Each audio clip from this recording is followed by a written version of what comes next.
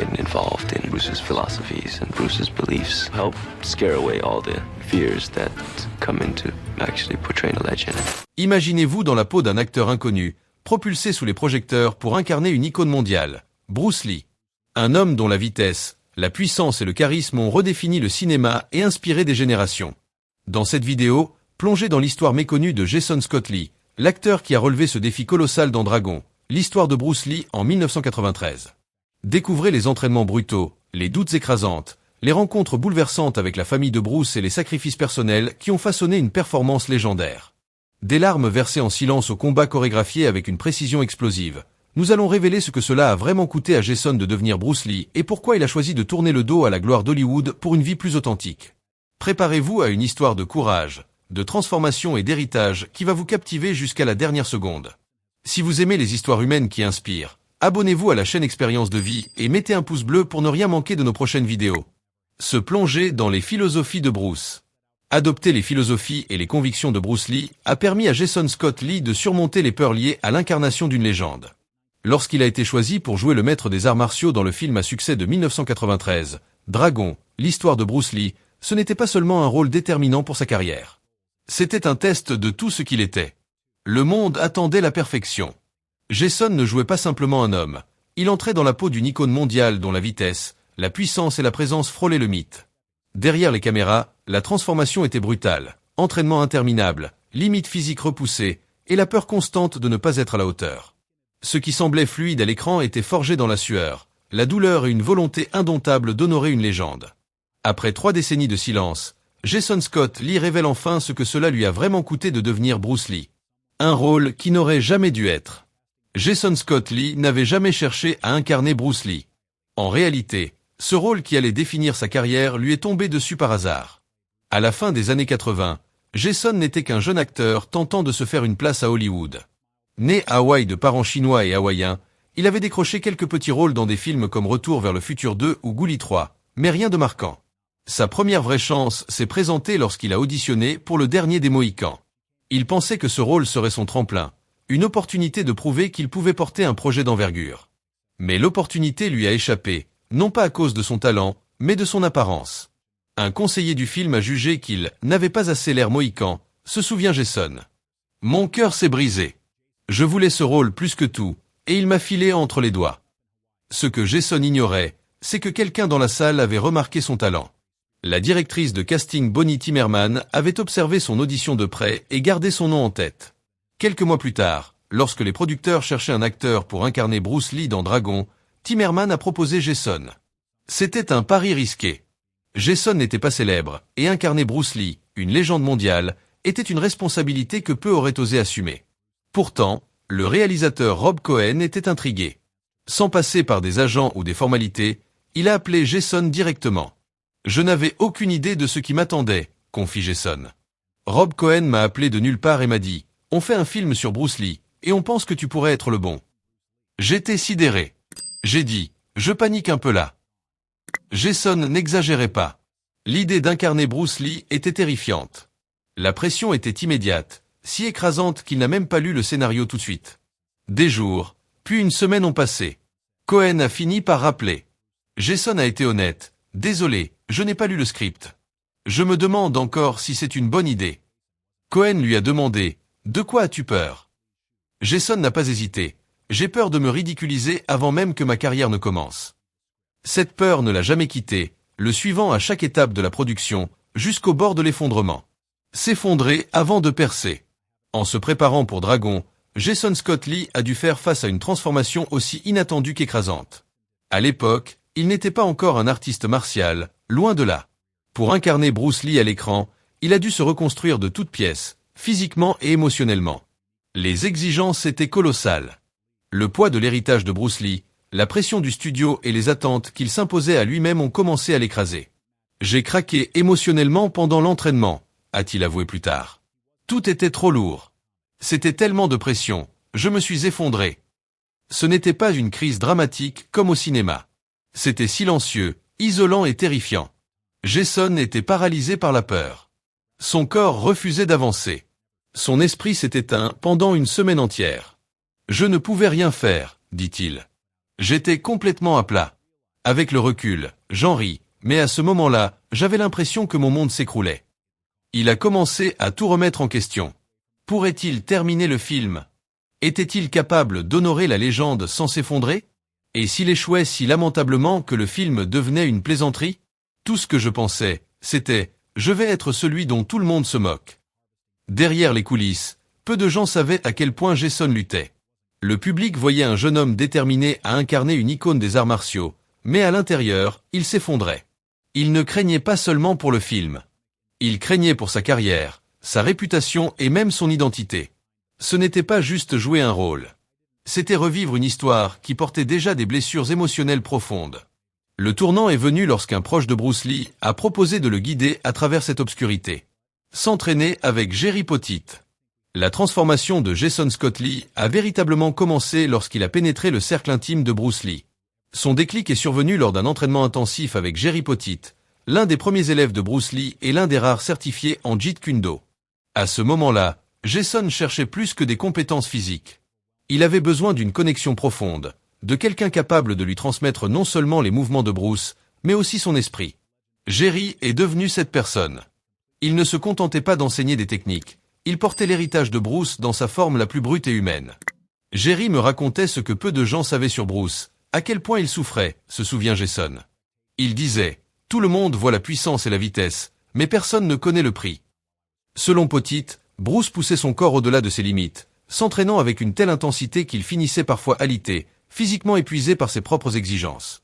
Il poussait si fort qu'il était souvent cloué au lit, raconte Jason. Cette version de Bruce, vulnérable, imparfait, mais animé d'une détermination sans faille, a été une révélation.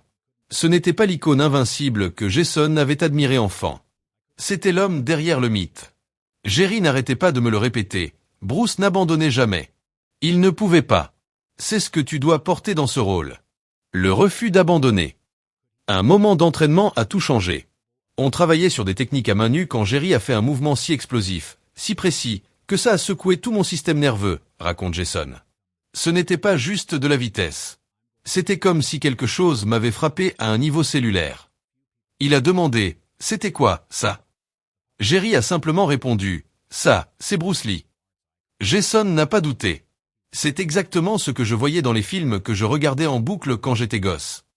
À mesure que les sessions s'intensifiaient, l'entraînement a évolué. Ce n'était plus seulement une question de chorégraphie ou de forme. C'était une transformation mentale, émotionnelle et spirituelle. Quelque chose a changé en moi, confie Jason. Ce n'était pas juste les scènes de combat. C'était une question de discipline, de douleur, de résilience, et surtout, d'être honnête avec soi-même. Rencontrer Linda Lee Cadwell. Avant que tout puisse avancer, Jason savait qu'il avait besoin de plus qu'un entraînement technique ou l'approbation du studio. Il avait besoin de la bénédiction de la famille de Bruce Lee. Ce n'était pas une question de permission formelle, mais de gagner la confiance pour entrer dans un territoire sacré avec le respect qu'il méritait. Tout a commencé par quelques appels téléphoniques avec la veuve de Bruce, Linda Lee Cadwell, avant le début du tournage. Ces conversations étaient encourageantes. Linda était gentille, ouverte et curieuse de découvrir l'homme choisi pour incarner son défunt mari. Mais rien n'aurait pu préparer Jason à ce qui s'est passé le premier jour sur le plateau d'Universal Studios. Encore peu familier avec le studio et perdu dans un dédale de bâtiments, Jason cherchait quelqu'un pour le guider. Par hasard, il est entré dans un petit bureau quelconque. À l'intérieur, une femme blonde était penchée sur des boîtes en carton, triant ce qui semblait être des objets personnels. Sans savoir qui elle était, Jason lui a demandé des indications pour trouver le bureau de Rob Cohen, pensant qu'elle était peut-être une assistante. La femme s'est levée, a souri chaleureusement et s'est présentée. C'était Linda Lee Cadwell. Ce moment l'a frappé de plein fouet. Il ne s'attendait pas à la rencontrer si tôt, et encore moins de cette manière. Linda n'était pas là pour simplement superviser le début de la production. Elle apportait l'histoire de Bruce. Les boîtes contenaient des souvenirs de sa vie, vêtements, accessoires et objets personnels qu'il avait portés ou chéris. Son intention était d'aider l'équipe de costumes et les décorateurs à recréer le monde de Bruce avec précision et respect. Jason était ému, mais hésitait à toucher quoi que ce soit. Ayant grandi à Hawaï, il avait appris la notion de mana, l'idée que les objets peuvent porter une énergie spirituelle. Ces objets, dira-t-il plus tard, étaient indéniablement puissants. C'était comme être en présence de quelque chose de sacré, expliquera-t-il. Certaines choses se respectent sans être touchées. Peu après, Jason a rencontré le fils de Bruce, Brandon Lee. Brandon avait été approché pour jouer son père dans le film, mais avait décliné, peut-être par prudence, ou parce que l'héritage était trop personnel. Pourtant, il était protecteur quant à la manière dont son père serait représenté. Leur rencontre a eu lieu à Monsieur Shaw, un restaurant emblématique de Beverly Hills. Jason est arrivé sans savoir à quoi s'attendre. Brandon, lui, est entré en force, dans une voiture de sport rutilante, débordant de charisme. Dès le départ, il était animé, expressif, presque théâtral. À un moment, il s'est lancé dans un monologue à table, comme s'il jouait sur scène. C'était désarmant, mais profondément humain. Derrière cette énergie, Jason sentait que Brandon l'évaluait, non pas par méfiance, mais par attachement. Ce rôle comptait. L'homme qu'il représentait comptait encore plus. Au cours du dîner, Brandon a offert un conseil que Jason n'oublierait jamais. N'essaie pas d'être Bruce Lee. Sois simplement fidèle à toi-même. Ce moment a marqué Jason tout au long de la production. Cela lui a donné la liberté de respirer, une sorte de permission émotionnelle d'arrêter de courir après la perfection et de viser l'authenticité. Avec la force tranquille de Linda et la confiance de Brandon, Jason a quitté ses rencontres avec plus qu'une bénédiction. Il portait désormais une responsabilité, celle d'un héritage, protégé par ceux qui connaissaient Bruce le mieux. Les luttes sur le tournage. Malgré le soutien et la bénédiction de la famille, tout n'a pas été fluide sur le tournage de Dragon. La production était intense, épuisante et émotionnellement drainante, surtout pour Jason. Dès le début, il faisait face à une pression énorme. Il ne jouait pas simplement un rôle, il entrait dans les chaussures d'une icône mondiale. Cette responsabilité pesait lourdement sur lui, façonnant son approche du personnage. Jason ne voulait pas seulement imiter les mouvements de Bruce ou livrer une version stylisée de son histoire. Il voulait capturer l'essence de l'homme, ses luttes, sa passion, son humanité derrière le mythe. Mais tout le monde sur le plateau ne partageait pas cette vision. Le réalisateur Rob Cohen voulait un film plus cinématographique, presque mythique. Il voyait l'histoire de Bruce Lee comme une légende moderne, plus grande que nature. Cette approche entrait parfois en conflit avec l'interprétation plus ancrée et personnelle de Jason. Rob voulait que le film soit grandiose, mythique, expliquera Jason. Moi, j'essayais d'honorer le côté humain de Bruce. Je ne voulais pas jouer une statue. Il y avait aussi les défis physiques. Les scènes de combat étaient épuisantes. Les chorégraphies devaient être parfaites, et les attentes étaient immenses. Tout le monde sur le plateau était sous pression pour réussir chaque mouvement. Par conséquent, les tensions montaient parfois. Jason se souvient de moments où l'intensité débordait en frustration. Il lui arrivait de s'accrocher avec d'autres acteurs, non par animosité, mais parce que les enjeux étaient si élevés. On poussait tellement fort, dit-il. Tout le monde voulait prouver quelque chose. Parfois, ça débordait. Une scène en particulier a marqué un tournant. Lors d'une séquence de combat cruciale, un autre acteur a manqué son signal et a accidentellement frappé Jason au visage. Ce n'était pas intentionnel, et Jason le savait. Mais après des semaines de stress et de manque de sommeil, ce moment a été la goutte de trop. Ce n'était pas sa faute, mais j'étais déjà à bout, admet Jason. J'ai dû m'arrêter. Je suis sorti du plateau et je me suis assis en silence dans ma caravane. Le poids émotionnel de la production allait au-delà du plateau. Jason tenait un journal pendant le tournage, un recueil privé de la pression qu'il subissait. Beaucoup d'entrées étaient remplies de doutes, de solitude et de nuits sans sommeil. Le fardeau d'incarner Bruce Lee et de lui rendre justice ne le quittait jamais. Il y avait des nuits où je ne dormais pas du tout, a-t-il écrit. Je restais allongé, pensant, et si je ruinais l'héritage de Bruce? Un héritage scellé. Lorsque Dragon, l'histoire de Bruce Lee est sortie en salle en 1993, il a dépassé toutes les attentes. Considéré par certains comme un biopic de niche ou un hommage risqué, le film est devenu un succès surprise au box-office, rapportant plus de 63 millions de dollars dans le monde, bien au-delà des prévisions. Pour Universal Pictures, c'était une victoire inattendue. Pour le public, c'était une redécouverte puissante et émouvante de l'un des artistes martiaux les plus influents de tous les temps. Au cœur de ce succès, il y avait Jason. Les critiques ont salué sa performance comme intense, vulnérable et profondément humaine. Il n'a pas seulement imité Bruce Lee, il lui a donné vie. Les critiques du New York Times à Variety ont souligné sa capacité à équilibrer la persona publique de Bruce avec ses luttes intérieures. Les spectateurs ont vu non seulement un maître des arts martiaux, mais un mari, un père, un homme luttant pour définir son identité. Ce qui a vraiment distingué sa performance, c'était le poids émotionnel qu'il portait.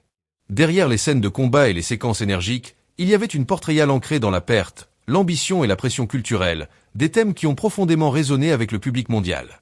La réaction du public a été immédiate et massive. Des lettres de fans affluaient de partout. Certains partageaient comment le film les avait reconnectés à leur héritage asiatique. D'autres disaient qu'il les avait inspirés à se lancer dans les arts martiaux. Le film n'a pas seulement réussi commercialement, il a créé un impact émotionnel durable. Il a présenté Bruce Lee à une nouvelle génération, trop jeune pour avoir vu ses films à l'époque. Grâce à la performance de Jason, ils ont découvert Bruce non pas comme une icône intouchable, mais comme un homme de chair et de sang, avec des rêves, des peurs et des imperfections. Cet impact perdure. Des décennies après la sortie du film, Jason reçoit encore des messages de fans du monde entier sur Instagram, YouTube et les forums. Encore aujourd'hui, je vois des commentaires en ligne, dit-il. Un jeune de Thaïlande a écrit récemment « C'est grâce à vous que j'étudie le Jeet Kune Do ». Mais un commentaire en particulier l'a profondément touché. Une nuit, en parcourant Internet, Jason est tombé sur une phrase simple. Jason Scott Lee a donné une âme à Bruce. Un choix hors norme. Après le succès de Dragon, Jason Scott Lee est devenu une étoile montante à Hollywood. Les studios l'appelaient. Les offres affluaient. Mais au lieu de saisir cette opportunité pour devenir une superstar, Jason a fait des choix qui ont déconcerté l'industrie. Il a refusé des rôles dans des blockbusters remplis d'explosions et de héros stéréotypés. Hollywood voulait du muscle, de la vitesse, du spectacle. Jason voulait de la profondeur. Après avoir passé des années à s'immerger dans la complexité émotionnelle et philosophique de Bruce Lee, il ne pouvait pas revenir à des rôles superficiels. Même alors que d'autres acteurs asiatiques comme Jackie Chan ou Jet Li faisaient des vagues, Jason sentait qu'il n'avait pas sa place dans le moule étroit d'Hollywood. Il n'était ni assez comique, ni assez lisse pour les attentes de l'industrie. Il était ancré, imprévisible, introspectif. Hollywood ne savait pas quoi faire de lui. Plutôt que de se battre pour entrer dans une case, Jason a choisi de s'éloigner, non par colère, mais par clarté. Il est retourné à Hawaï, reconnectant avec la terre, la famille et la simplicité. Il a trouvé la paix dans les rythmes du quotidien, cultiver, se lever tôt pour voir le lever du soleil, planter et récolter de ses propres mains. Ce retour à l'essentiel n'était pas une rupture avec ce qu'il avait appris. Au contraire, la discipline et la conscience physique aiguisée par le Jeet Kune Do restaient vivantes en lui. Chaque mouvement, soulever, se pencher, couper, portait l'écho de ce qu'il avait appris pour devenir Bruce Lee. Plus qu'une mémoire musculaire, c'était une philosophie, transmise par Jerry Poteet et ultimement par Bruce lui-même. Un héritage personnel. Le Jeet Kune Do n'était pas seulement une question de combat pour Jason. C'était une façon de répondre avec conscience, d'être pleinement présent, sans ego ni peur. Ses leçons l'ont façonné comme artiste martial, comme acteur, et maintenant comme père. Plutôt que d'entraîner ses enfants dans un dojo, il a intégré ses valeurs dans leur quotidien. Patience, attention, discipline, pleine conscience. Il leur a appris à écouter avant d'agir, à bouger avec intention, à reconnaître la valeur du silence. Jason Scott Lee a peut-être refusé les plus grandes opportunités d'Hollywood, mais il n'a pas tourné le dos au sens. Il a choisi un héritage différent, ancré dans la vérité, l'équilibre et une force tranquille. Qu'avez-vous pensé de la décision de Jason Scott Lee d'incarner Bruce Lee, et de son choix de privilégier l'authenticité à la gloire? Partagez vos réflexions dans les commentaires, on a hâte de vous lire. Si cette histoire vous a inspiré, n'oubliez pas de vous abonner à Expérience de Vie et de mettre un pouce bleu pour soutenir notre contenu. Merci d'avoir regardé, et à très bientôt pour une nouvelle vidéo.